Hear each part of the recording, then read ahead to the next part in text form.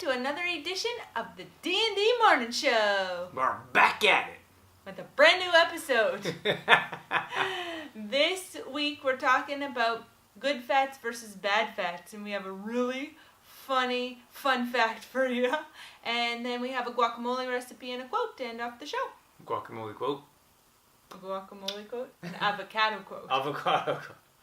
It's surprising how many people call avocado guacamole though, isn't it? Yeah. Fun fact. All right, Drew. I think you better tell this one. The fun fact is Dorothy and her peanut butter. Obsession. So we're talking about good fats, but Dorothy is a little obsessed with the whole peanut butter genre. Mm-hmm. So she'll eat pretty much any kind of peanut butter or probably any kind of nut butter, and she'll eat it in like buckets. We should say that it's natural peanut butter, though. It is natural peanut butter. Or natural nut butters. Like, no refined sugar, no salt, like just the nut butters. It's true. But you still shouldn't eat buckets of it. Dorothy's eating buckets of it, and it's like all over the place. It's like on her shirt, on the like, counter. Drips on my shirt. And I'm like, did you get in the peanut butter again? And No. She's like, no. Not me. I was like, because you know it's hard to like eat peanut butter. Like if you ever give a dog peanut butter, for example, they like kind of struggle with it.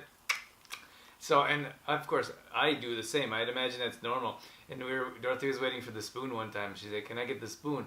And I'm like, "I'm trying to eat it fast, but I can't. It's too slow. Like you have to eat it slowly." She's like, "Well, I can eat it fast." I can eat peanut butter fast. It's so good. I love peanut butter. So that's Dorothy's love. And the other thing is that she'll have a chocolate peanut butter banana smoothie every single day if I allow of my life. Because you know the thing is, like, I'd be okay if she would have it and enjoy it forever, but she'll have it like every day for like a month, and then she'll like, "No, I want to have it ever again." I was like, oh, that actually happened one time. We had a banana peanut butter smoothie for about a month straight, and then I couldn't have it for like 2 more months after that. I was like, oh, I can't do banana peanut butter anymore because I wore myself out of it. So Dorothy needs to pace herself.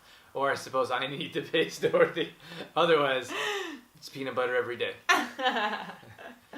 All right, let's get into our main topic. We wanted to talk about good fats versus bad fats today. That's right.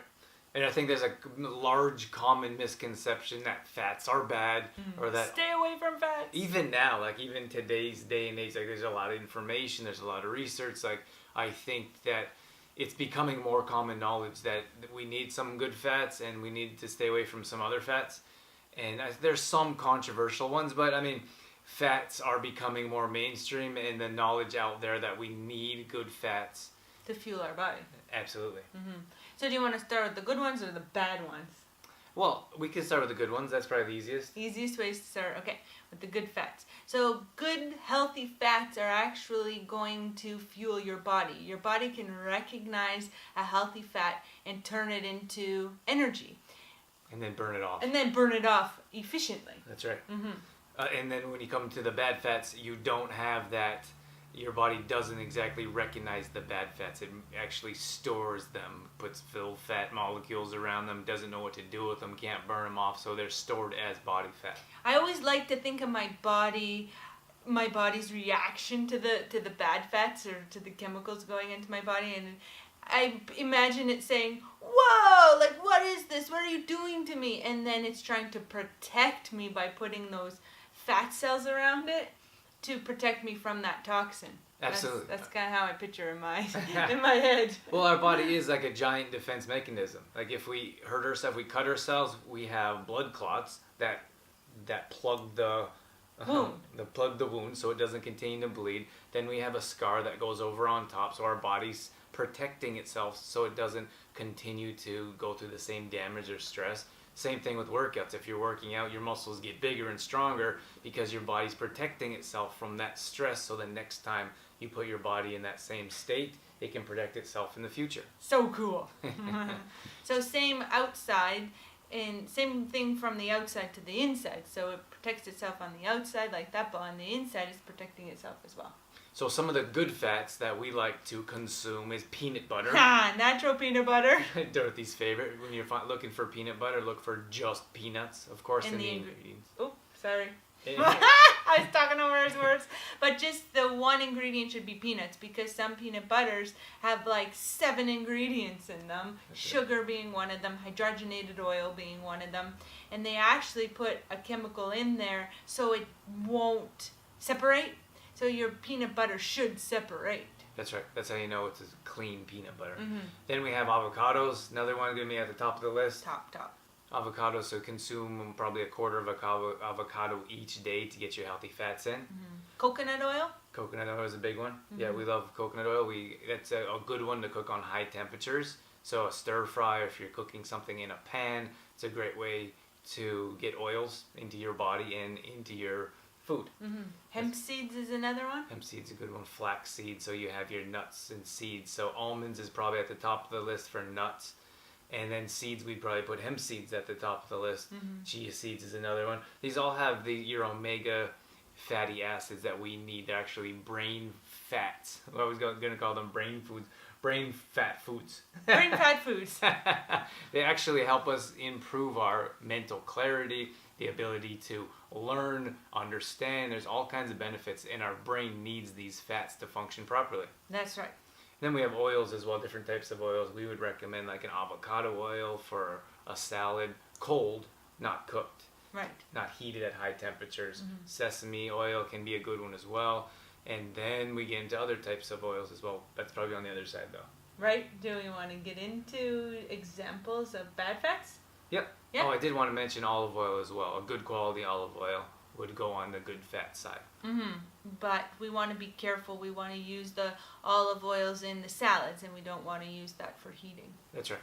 On high temperatures. On high temperatures. Usually when we cook on high temperatures though. So rarely do we put Cook it on. faster! So bad fats, the fats that we're not looking for, are usually different types of saturated fats. This could get a bit cloudy or a bit confusing, because you could look at something like coconut oil. It's a medium chain saturated fat, so some people think it's not a good fat, but it actually is. Anything to add there? Drew got a little technical there. Got a little scientific there. Well, when I think of bad fats, I think of deep fried stuff. Right. That's what makes me think of bad fats. So, what is that fat anyway? I think it's just low quality vegetable oil Okay. that they heat super high, so they burn off any nutritional value that there could have been, and then they drop their low quality food, like you have French fries. French fries. You soak it in fat with no quality, no nutritional value, and then we put salt on them and eat them with ketchup. Yeah. So that would be considered a bad fat. Saturated fats in general, like you want to pay attention to the saturated fat in meats, for example, like red meat. There'd be usually, unless it's a wild type of meat, there's usually a lot of saturated fats in those types of meats, or beef, for example. What else do we have? We want to pay attention to the vegetable oils you find on the shelves at the grocery store. Many of those vegetable oils will come in a clear container, and like a clear plastic container, and unfortunately those are rancid before you even buy them. So if you're going to look for those types, even olive oil, for example, and other types of vegetable oils, they should be in dark colored containers, so the sun can't affect the oils in them, or the fats in them, I suppose. That's one way because it can be difficult to differentiate between, because they can label olive oil on just about anything. Right. So to differentiate between a good olive oil and a bad olive oil, that's one way to do that, is to look for them in like a dark glass container. If you're buying olive oil in a big clear plastic jug, well, it's probably not olive oil in there. Maybe a little trace of olive oil, but the labeling restrictions around olive oil are pretty loose. That's right. So those are the different types of oils, I suppose, and then the saturated fats coming from different types of meats. And I think that would probably cover it for bad fats. Mm-hmm. So when you're looking for good fats, look for your omegas, omega-3, 6, 9, for example, and then your nuts, seeds, and plants, for example. It would be your best bet for healthy fats. That's right. Or good fats. Good fats. What do we have next? Guacamole! Oh boy. Guacamole coming at ya! One of our favorite snacks, and what is so nice about it is it's super simple to make. So you want to make sure that your avocados are nice and ripe. There is this point though where it goes from just ripe to too ripe. So you kind of got to watch them there. By about 2 to 4 avocados depending on size. And you'll just want to, of course, remove the pit and cut them into chunks and put them in your bowl. And then you're going to add about 1/4 of a cup of purple onion. And you're going to add about 1/2 cup of diced up tomatoes and cilantro. As much cilantro as you like. We like a lot of cilantro, so we put a lot. But some people, not much of a fan of cilantro. So you could put a little bit of cilantro, or you could even use parsley if you're not a huge cilantro fan. And then you're just going to put lemon. Mm-hmm. So squirt some lemon on there and salt and pepper. That's it. That's pretty simple. It's super. Do you put tomatoes in yours as well? Yeah, I said tomatoes. You mentioned tomatoes? Yeah. Okay. Yeah. And yeah, that's probably the easiest way you can make, avocado. Or Make avocado. You avocado mixed dip. it up. Avocado dip. Guacamole. That's right. Yeah. And then you can serve it with veggies. We like sometimes to scoop it out with cucumbers. But if you could find like a cleaner cracker chip, you could use that as well. Yeah. And it's a fantastic party dip. Like this one here, people absolutely love. I can just about guarantee if you make that, it'll be gone super quick. So you have to make quite a bit of it. Yeah. So the servings I said was about 2 to 3 avocados. Probably be like 4 servings, right? So if you're bringing it to a party or an event, you're going to want to double the recipe because it's going to go quick. Yeah, people are going to love it, guaranteed. That's right. So do we have a quote to end off with? It is a quote. Well, maybe not so much a quote, but a picture or a funny joke, maybe. So I'm sure a lot of you have seen this out there.